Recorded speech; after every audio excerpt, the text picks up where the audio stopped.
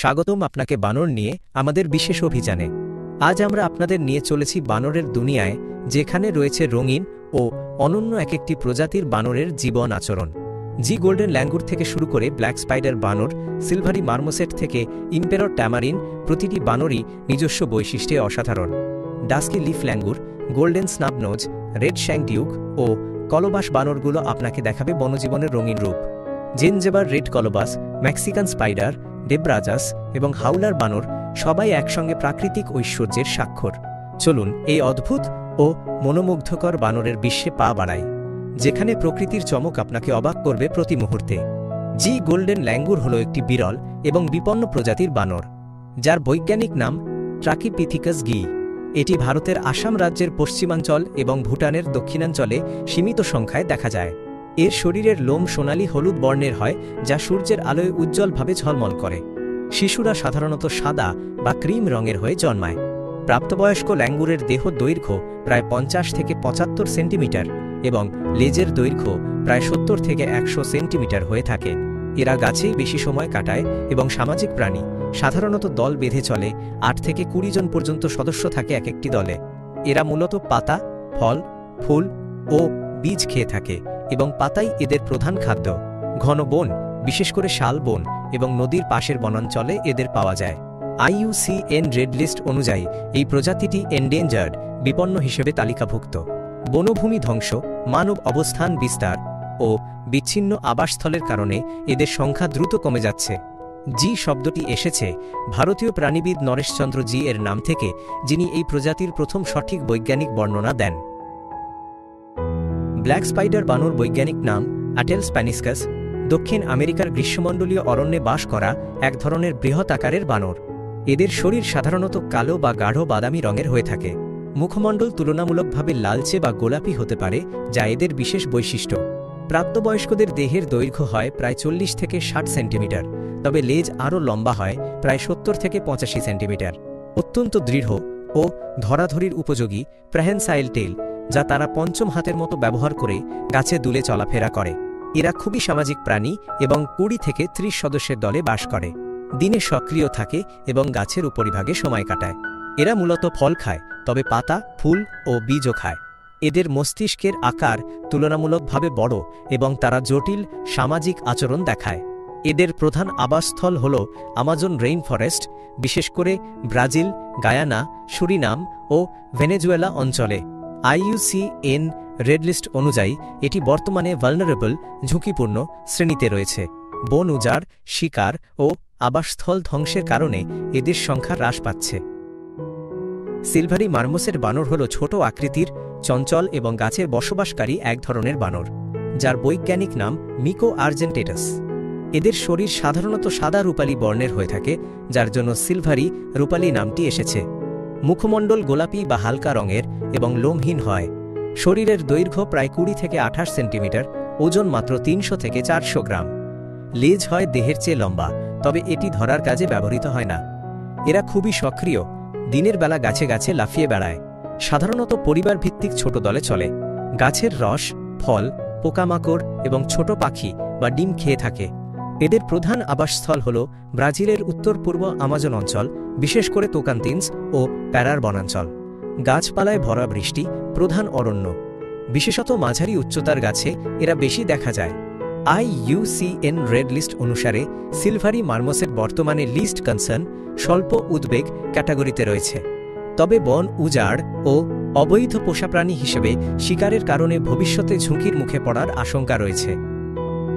Emperor tamarin হল একটি ছোট আকৃতির, মজার চেহারার বনজ বানর, যার বৈজ্ঞানিক নাম স্যাগিনাস ইম্পারেটর। এদের সবচেয়ে চোখে পড়ার মতো বৈশিষ্ট্য হল লম্বা সাদা গোঁফ, যা উভয় দিক দিয়ে মুখের নিচে নেমে আসে, যা জার্মান সম্রাট এম্পারার উইলহেলম দ্বিতীয় এর গোঁফের মতো বলে মনে করা হয়। এই কারণেই এদের নাম ইম্পেরর ট্যামারিন। শরীর সাধারণত ধূসর বা বাদামি লোমে ঢাকা, পা কিছুটা লালচে কমলা রঙের হয়। দৈর্ঘ্য প্রায় 23 থেকে 26 সেন্টিমিটার, তবে লেজ হয় আরও বড়, প্রায় 35 থেকে 40 সেন্টিমিটার। ওজন মাত্র 250 থেকে 350 গ্রাম। এদের পাওয়া যায় দক্ষিণ আমেরিকার আমাজন রেইন ফরেস্টে, বিশেষ করে পেরু, ব্রাজিল এবং বলিভিয়ার গ্রীষ্মমণ্ডলীয় বনাঞ্চলে। এরা গাছের উপরের অংশে বাস করে এবং খুব দ্রুত লাফিয়ে চলাফেরা করে। প্রধানত ফল, গাছের রস, পোকামাকড়, ছোট সরীসৃপ ও ডিম খেয়ে থাকে। দলবদ্ধভাবে খোঁজ করে খাওয়ার অভ্যাস রয়েছে। সামাজিক প্রাণী, সাধারণত 2 থেকে 8টি সদস্যের দলে থাকে। দলনেতা নারী হয়ে থাকে এবং পুরুষরা সন্তান পালনে বড় ভূমিকা রাখে।